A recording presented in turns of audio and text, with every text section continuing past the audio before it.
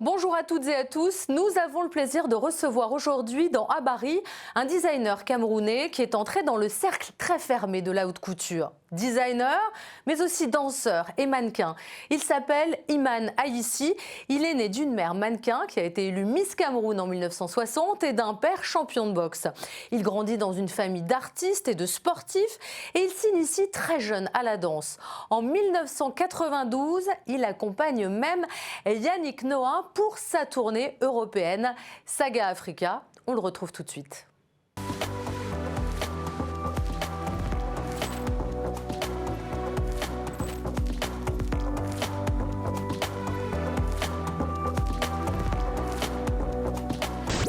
Iman Aïssi, bonjour et bienvenue dans Habari. Merci d'être parmi nous aujourd'hui. Merci. Une émission destinée aujourd'hui à la mode et plus précisément à la haute couture, puisque les défilés viennent de s'achever au mois de janvier et vous en étiez. Alors comment avez-vous fait pour rentrer dans le cercle très fermé de la haute couture? Alors ça fait très longtemps que je travaille à Paris, que j'ai créé les vêtements. J'ai commencé par défiler en off. Qu'est-ce que c'est un défilé en off? En off, donc on n'est pas dans le calendrier, mais on présente quand même pendant la saison de la haute couture. Donc je l'ai fait pendant très longtemps. Et je tiens à dire que... très longtemps. Comment vous avez mis le premier pied dans la couture? C'est quand vous étiez mannequin chez Givenchy, chez Yves Saint Laurent, ça vous a donné l'envie d'être à votre tour designer? Je pourrais même dire, j'ai commencé à dessiner très tôt, étant enfant. J'ai défait les robes de ma maman pour voir comment c'était fait à l'intérieur et pour refaire. Parfois, j'ai raté et j'ai reçu les petites punitions pour ça. Et après, elle a fini par me confier certaines robes pour leur redonner une seconde vie. Donc, je vois que c'est un tout. L'Afrique aussi, c'est un théâtre des belles choses. Donc, tout ça, ça m'a attiré et je faisais la couture pour la famille. Ma sœur qui est chanteuse, Chantal ici, les cousines, tout ça. Et vous avez fait confectionner leurs robes? Oui, confectionner les robes. Donc, quand j'arrive à Paris, je voulais faire... j'étais arrivé pour la danse. Donc, j'étais danseur et mannequin. Et j'avais jamais arrêté de coudre. Hein. J'ai cousé les trucs que je faisais. À la main? Vous aviez déjà une machine à coudre? Vous avez tout fait à la main? Je faisais des trucs à la main et il y avait une machine ménagère. Quand est-ce que vous avez eu votre première machine à coudre? J'ai commencé d'abord à coudre avec la vieille machine de ma grand-mère au Cameroun. Des vieilles singères de l'époque à manivelle avec le truc qui tourne. Ah oui. Et ici, quand j'étais arrivé ici, je m'étais acheté une machine maison. Et donc j'ai été mannequin pour les grandes maisons, beaucoup de photos, campagnes publicitaires et catalogues.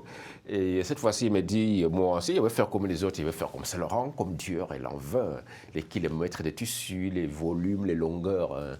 Et des belles choses, quoi. Et puis je vais habiller les sublimes mannequins. Et donc j'ai fait mon premier défilé, j'invite tout le monde et puis tout le monde vient, on applaudit et c'était des robes à pois. Et puis à la fin, il y avait la pois du début à la fin. Les gens étaient sortis, ils avaient des yeux qui clignotaient des pois. Et on m'a applaudi, pas parce qu'il était talentueux, parce que c'était drôle. Et puis après, rendez-vous la prochaine saison. Encore un petit mannequin qui se lève pour faire la couture. Et depuis 1993, je n'ai jamais raté des saisons. Jusqu'à aujourd'hui. Mais alors, comment vous êtes rentré dans la haute couture? Parce que la haute couture, aujourd'hui, tout le monde ne peut pas y entrer. Alors, comment décrivez-nous un petit peu votre parcours du combattant pour y arriver? Alors, j'ai été très régulier, je veux dire.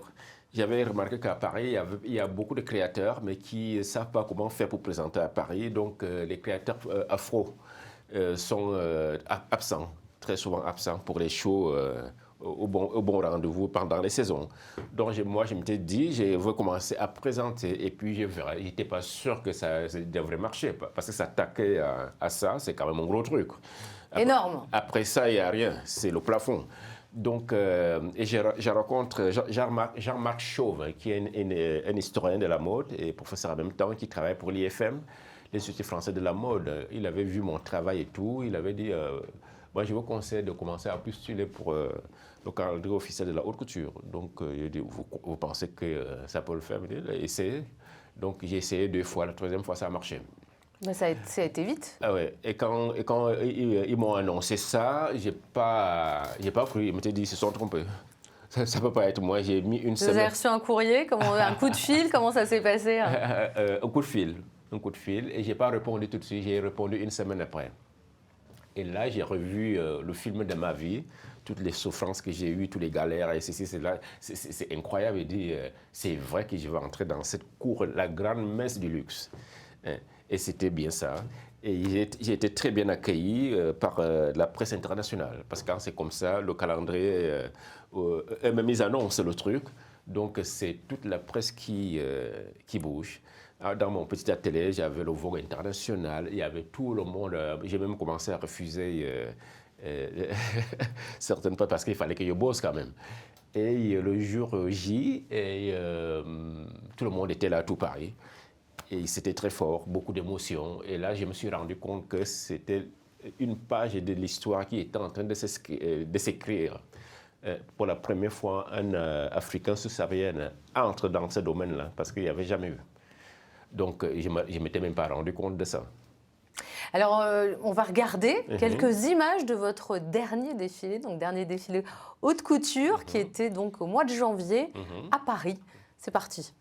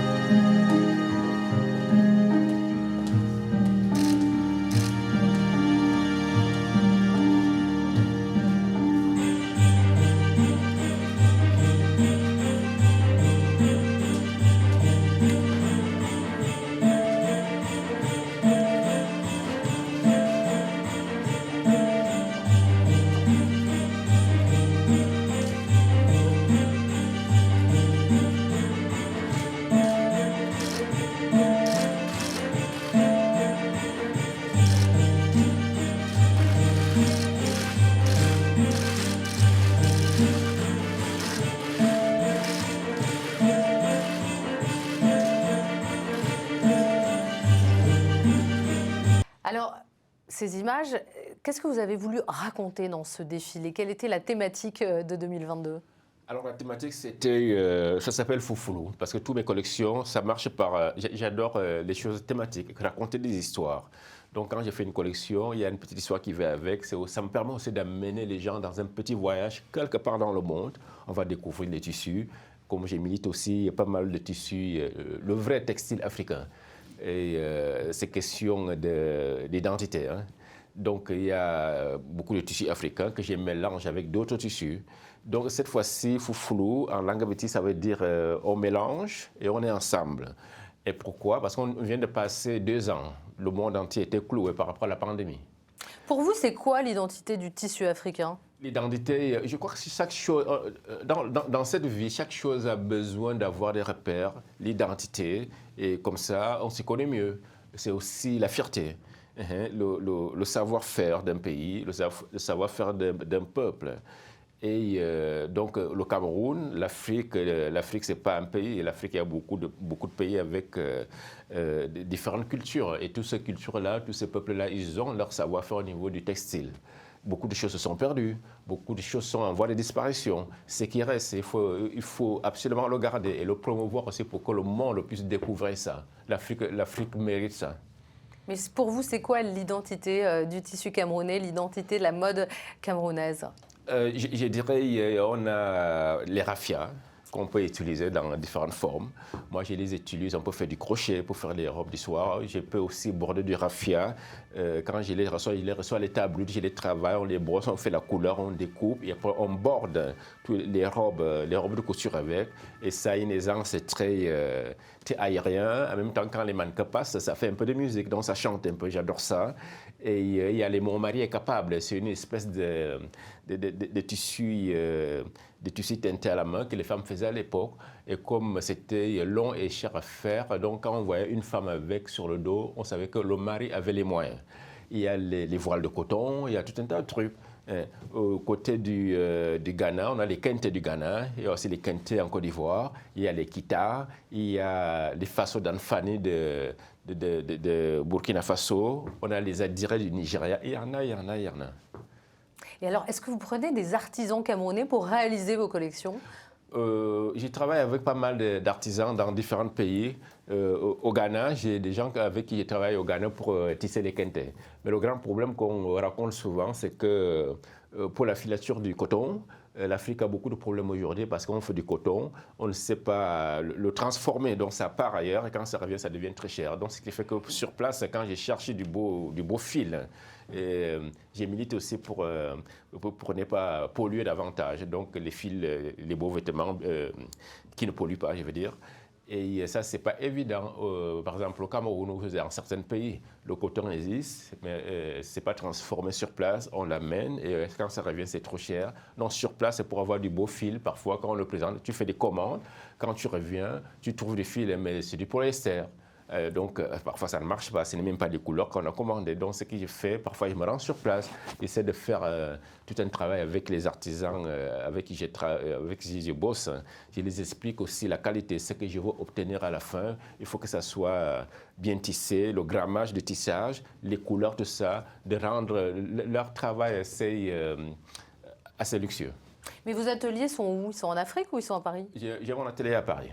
Votre atelier est à Paris. Donc, vous faites faire le départ de la robe, de la tenue, avec des tissus africains que vous faites venir ensuite en France. Expliquez-moi un petit peu le cheminement de vos fabrications. Donc, quand j'ai eu une idée, donc je cherche la personne qui peut me réaliser le tissu ou les teintures.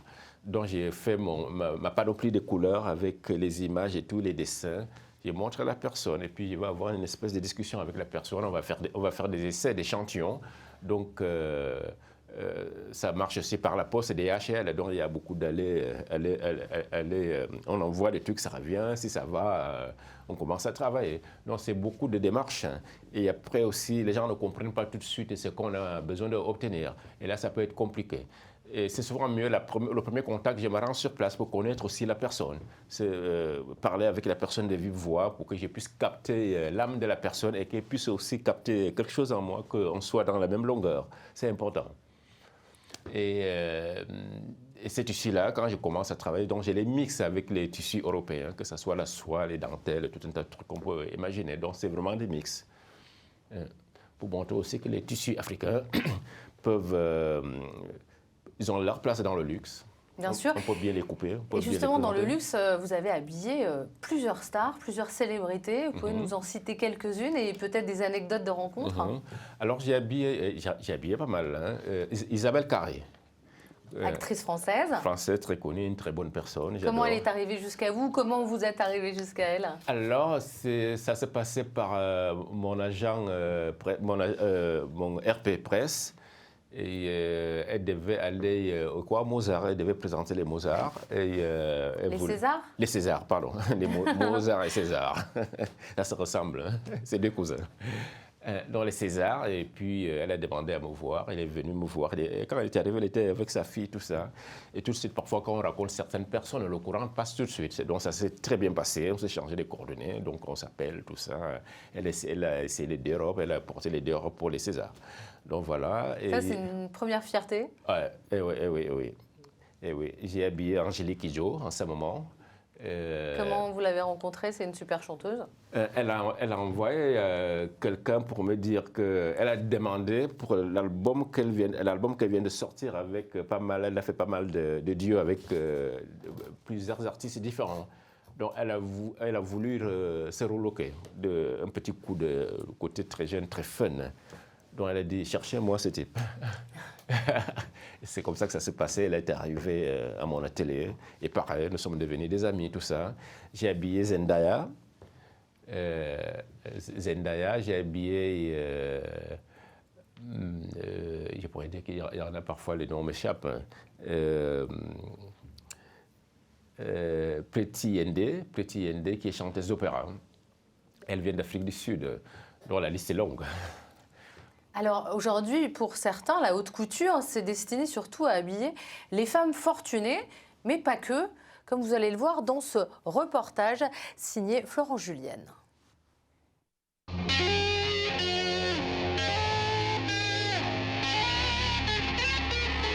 La haute couture est une appellation exclusivement parisienne dont s'enorgueillissent les couturiers qui en sont membres. C'est le cas de Stéphane Roland qui défend cette idée de pièce unique, entièrement réalisée à la main, demandant jusqu'à 400 heures de travail et plusieurs essayages. La haute couture sert une clientèle éduquée à l'excellence et prise de savoir-faire des artisans français.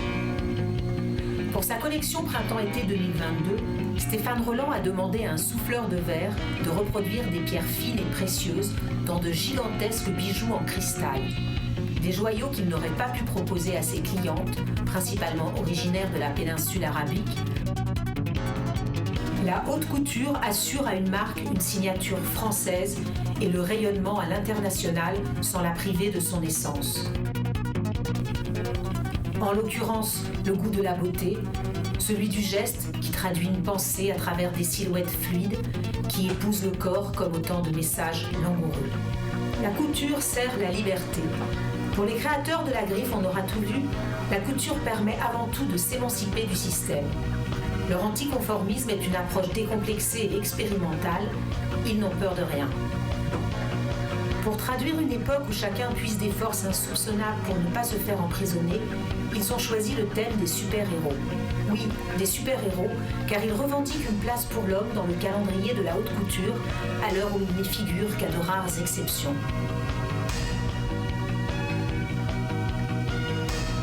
La couture sert de laboratoire de tendance.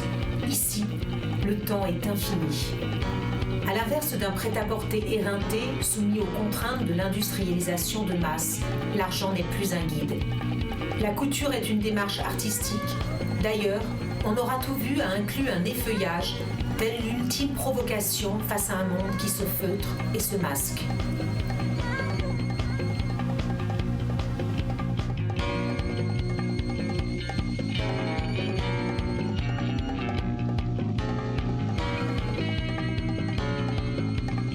La haute couture sert la créativité. Elle permet d'inventer de nouvelles méthodes, de nouvelles constructions. Pour la maison Pierre Cardin, c'est une contribution à l'art.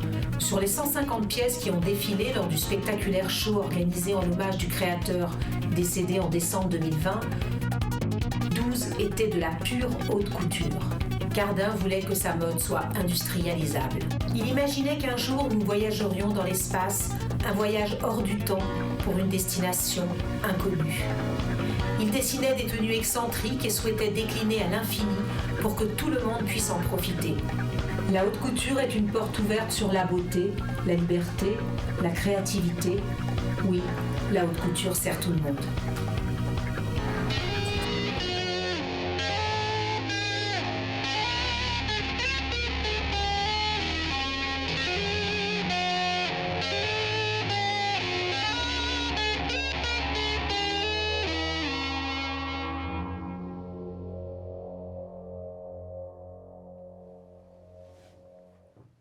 Alors Iman, qu'est-ce que ça vous inspire ce reportage? Est-ce que vous êtes d'accord avec ce concept de la haute couture? Voilà, oui. La haute couture, c'est l'excellence du savoir-faire de la main des hommes. Parce que derrière tout ça, il y a des petites mains, il y a les ateliers, les tissus, les tissages, les broderies, les perles ou les plumages, il y a les coiffeurs, il y a tout un tas, ça nourrit énormément de monde de la haute couture. Et c'est vraiment le luxe à la nuit. Et ça éduque aussi. Ça éduque. C'est les belles choses. ça émerveille le monde. Et en même temps, ça s'est démocratisé aussi, parce qu'aujourd'hui, la haute couture aussi est dans la rue.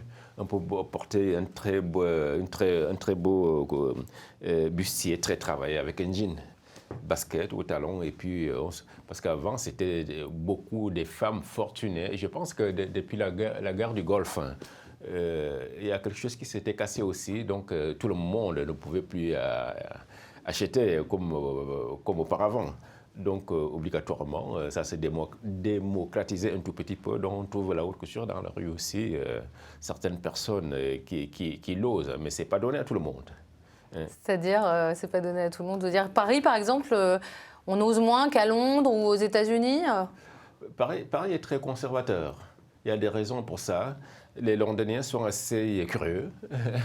Et je pense que les choses sont là, et puis chaque chose a son temps, et puis c'est qu'ils ont les moyens, où on va aussi voir, par exemple, certaines femmes ou hommes, même s'ils ne sont pas très riches, si on se décide d'acheter une veste chez Lanvin, pour se faire plaisir, si on travaille, on va mettre un peu de côté et acheter la pièce.